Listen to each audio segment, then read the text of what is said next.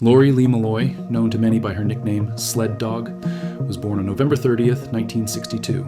At the time of her death, she was only 30 years old, yet her life had already carried with it both moments of warmth and years of difficulty. As a young mother, Lori balanced her personal struggles with her determination to create stability for her daughter. Her friends remembered her as vibrant, adventurous, and deeply human, someone defined by more than the hardships she faced. Her marriage to John, Scary Harry Mariano, left painful scars. Their relationship was marked by violence, and divorce eventually became Lori's only option for safety. Even after separating, the shadows of that turbulent marriage lingered, shaping much of her later life. Before Mariano, Lori had been in a relationship with Thomas Kelly, the father of her daughter. That partnership ended as well, with tensions escalating into threats over custody. The fear and uncertainty from those battles added another heavy layer to the challenges she carried. Despite the turmoil, Lori's identity extended far beyond conflict and struggle. The nickname Sled Dog reflected an entirely different side of her character. Earned during her time traveling in Alaska, it spoke to resilience, endurance, and the adventurous spirit that remained part of her, even during difficult years. Friends described her warmly, recalling not just the hardships she endured, but the loyalty, strength, and humor she brought into their lives. Remembering Lori within this fuller picture is essential. She was not defined solely by addiction, violence, or poverty, but by her roles as a daughter, mother, and friend. The life cut short in tragedy was also one filled with relationships, resilience, and potential that deserved recognition and remembrance. On March 7, 1993, the silence surrounding Lori Malloy's East Providence apartment became too troubling to ignore. Her boyfriend, Henry Costa, had not heard from her for several days. Concern deepened into alarm, and he requested a welfare check. When police arrived at the modest residence, they found the front door ajar, an unsettling sign that something was wrong. Inside, officers were immediately struck by the sound of running water. The bathroom faucet was left on, filling the air with a steady stream that seemed to echo through the small space. There, on the bathroom floor, Lori was discovered. She was naked, her body marked with bruises that suggested a struggle. The scene was disturbing, not only because of her lifeless state, but also because of the bizarre details that surrounded her. Scattered throughout the apartment were clumps of hair torn violently from the scalp. Some were lodged between Lori's fingers and toes, while one thick strand was wrapped tightly around her wrist like a grotesque bracelet. This haunting image spoke of a violent confrontation, one that left chilling evidence of resistance and suffering. Nearby, slices of bread lay scattered near her body. The placement was random and strange, adding another layer of confusion to an already perplexing scene. In the kitchen, 2 drinking glasses rested on the table beside remnants of food, a quiet suggestion that Lori had not been alone. Even more puzzling was the refrigerator. Though full of food, it had been deliberately unplugged, leaving investigators to wonder what purpose this action might have served. Every detail pointed away from accident or natural cause. The unsettling tableau inside Lori's apartment carried all the hallmarks of foul play, immediately raising suspicions of homicide. From the moment Lori Malloy's body was discovered, investigators treated her death as a homicide. The condition of the apartment and the disturbing details surrounding her body left little doubt that foul play had occurred. Police began their work by securing the scene and carefully documenting the evidence.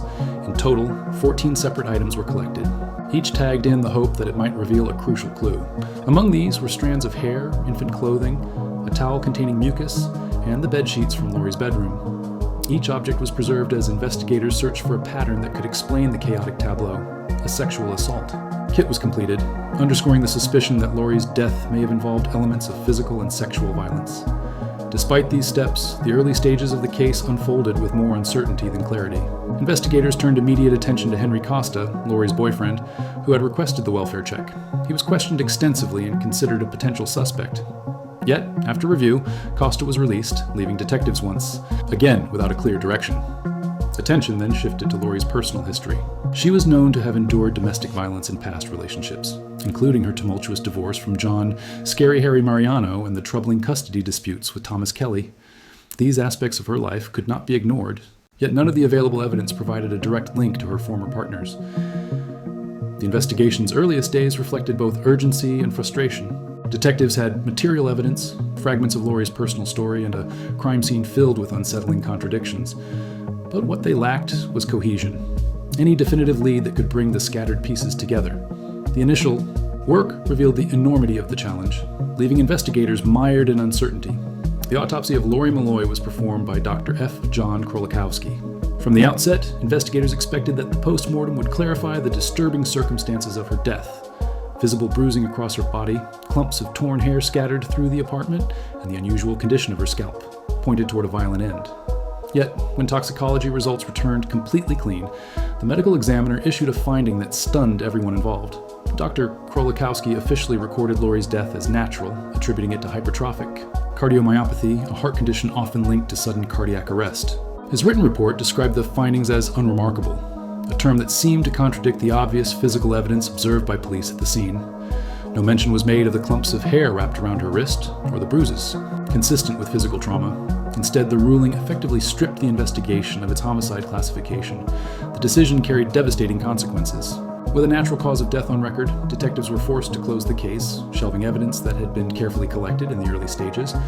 14 items, including hair samples, bed sheets, and a sexual assault kit, were rendered irrelevant by a medical opinion that denied the likelihood of foul play. In the years that followed, Krolikowski's professional reputation collapsed. Both Massachusetts and Rhode Island revoked his license after it was revealed that he had misdiagnosed hundreds of cases, casting doubt on his competence. For Lori's family, this revelation was bitter confirmation of their worst fears, that justice had been denied not by a lack of evidence, but by a flawed conclusion. The autopsy, which should have brought clarity, instead silenced the pursuit of truth and left a haunting void in the investigation. Lori Molloy's personal life was marked by years of difficulty, conflict, and survival, only weeks before her death. She finalized her divorce from Mariano, a relationship that had long been defined by violence and intimidation. Police records and family accounts described repeated incidents of abuse and threats that cast a shadow over her marriage. The separation, while legally complete, left scars that revealed the extent of her struggle to protect herself from a dangerous partner. After her divorce, Lori entered into a relationship with Thomas Kelly. What began with hope soon ended in fear. She kept a planner where she carefully documented threats he directed toward her, a silent record of the instability surrounding her private life. Each note reflected her effort to preserve a record of the harassment she endured, even when support and protection felt uncertain. Both men had represented volatility and danger, a constant reminder that Lori's personal world was not a safe one. Despite these burdens, Lori's identity was not solely defined by trauma. She was determined to raise her daughter, focusing on providing stability amid chaos. Friends and relatives later recalled her resilience, describing a woman who remained dedicated to her child and who tried to navigate the difficulties of her personal relationships with determination. This contrast between her strength and the turmoil she faced underscored a central truth. Lori was more than the circumstances that threatened her. Her divorce, her conflicts with Kelly, and the violence in her relationships contributed to her vulnerability, but they did not erase her will to persevere. The struggles she endured, set against her enduring resilience, revealed both the dangers surrounding her and the courage with which she attempted to rise above them. Following the medical examiner's ruling, Lori Molloy's case lost its direction. Despite visible signs that raised questions, the official conclusion of natural causes shut down the East Providence Police Department's homicide investigation. For detectives, the report closed the file, but for Lori's family, it closed the door on the pursuit of justice. The weight of this decision left them devastated, uncertain how to reconcile the circumstances of her death with the ruling provided. As months turned to years, the silence surrounding Lori's case grew heavier. Without an active investigation, her story faded from official record, lingering only in the private memories of those closest to her. Each passing year deepened the gap between the family's grief and the system's willingness to acknowledge their concerns. What had once seemed urgent and unresolved was quietly filed away, an omission that erased the possibility of answers. For Lori's daughter, Lauren, the silence shaped her understanding of her mother's death. Growing up, she believed Lori had died from heart disease, unaware of the conflicting evidence or the questions that had gone unaddressed. This version of events, built on the medical examiner's words, was repeated often enough to become accepted. Within her world, it offered clarity on the surface, but in reality it concealed the pain of uncertainty and erased the chance to seek resolution. Meanwhile, rumors continued within the family. Conversations whispered doubts about the official story, yet no authority revisited the case. Bureaucratic decisions had drawn a line that no one in power was willing to cross. For decades, silence replaced investigation, and official indifference replaced accountability. The absence of action ensured that Lori's death remained not only unsolved, but also unacknowledged by the very system meant to deliver truth. In August 2020, nearly 3 decades after Lori Molloy's death, her case returned to the attention of authorities. New information reached the East Providence Police Department, the Rhode Island Medical Examiner's Office, and the Attorney General, prompting them to reconsider the long-closed file. What had once been regarded as settled suddenly demanded fresh scrutiny. The following year, Lori's family obtained the original autopsy report, and with it, a chance to challenge the official ruling that had defined her story for decades. They pressed for answers, highlighting flaws in the conclusion that cardiomyopathy had been the cause of death. Their persistence led to the involvement of a new medical examiner who reviewed the evidence with impartial eyes. The examiner's findings were striking. He dismissed the earlier ruling, declaring that Lori showed no clear natural or unnatural cause of death. In his opinion, the case required more thorough analysis, recommending exhumation as the next step. His statement not only rejected the validity of the original determination, but also reopened a door long thought sealed. Independent specialists, consulted by the family, reached similar conclusions. They emphasized that the original autopsy had been flawed, raising serious questions about how such a critical investigation had been mishandled. For Lori's family, these voices carried weight, offering long-awaited validation of concerns they had voiced for years. The rediscovery of the 1993 homicide files added further momentum. Investigators confirmed that original tissue specimens, preserved from the time of Lori's death, remained available for testing. This revelation offered a rare opportunity, one that could yield scientific clarity unavailable decades earlier. Yet, despite the mounting evidence and renewed hope, the Attorney General's office hesitated to formally reopen the case. For Lori's family, hope remained shadowed by frustration. In 2021, journalist Jacqueline Turner brought Lori Malloy's case back into the public eye. Her reporting shed light on a story that had remained in the shadows for decades, giving voice to questions that the official record had left unresolved. By publishing detailed accounts of the investigation and its inconsistencies, Turner ensured that the silence surrounding Lori's death was broken. Soon after, Lori's daughter Lauren stepped into the public arena, determined to carry her mother's story forward. She became the leading advocate for justice, founding the group Unsolved, RI as a platform for awareness. Through this effort, Lauren connected with community members, activists, and families of other victims, turning personal grief into collective strength. Unsolved RI quickly became a vehicle for both remembrance and action, rallying support for reopening the case. A Change.org petition further expanded the movement. The petition directly targeted the Rhode Island Attorney General's office, urging officials to revisit the investigation and commit resources to pursuing the truth.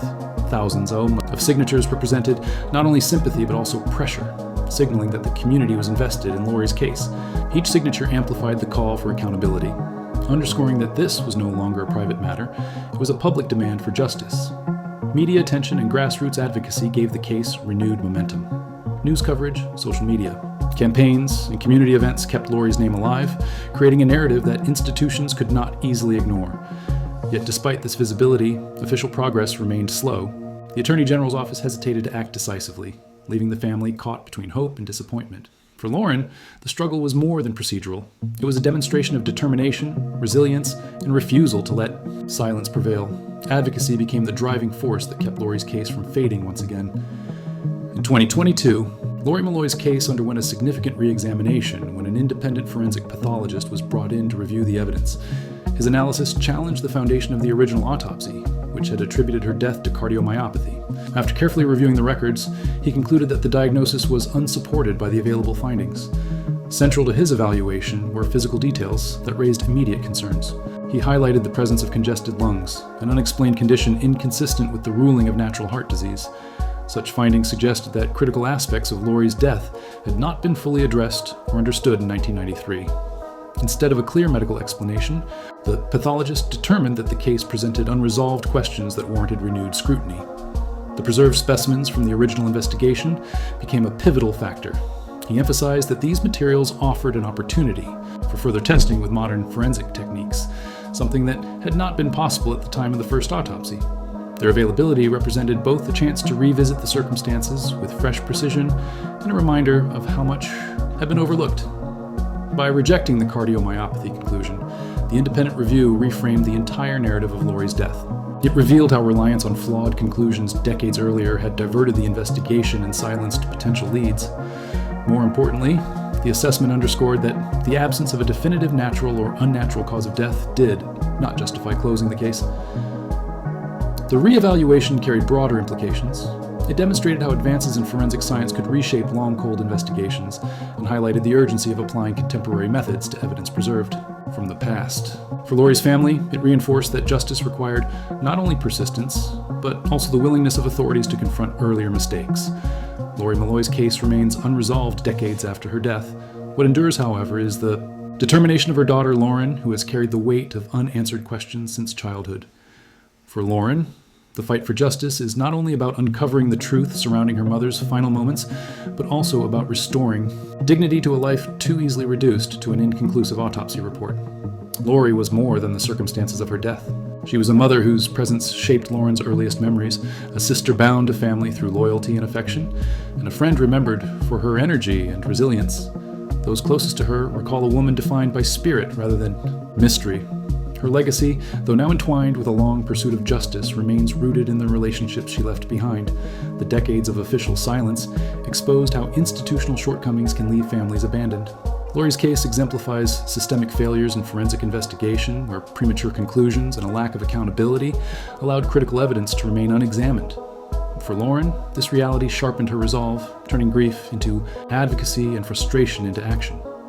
Her leadership in seeking answers reflects both personal devotion and a broader demand for reform. Today, Lori's story continues to resonate, not only as a family tragedy, but also as a reminder of how persistence can challenge neglect. The advocacy efforts surrounding her case underscore the importance of community support in confronting institutional reluctance. Despite years of delay, the call for truth has not faded. Unsolved RI, founded in part through Lauren's determination, has offered a $1,000 reward for information leading to progress in the case.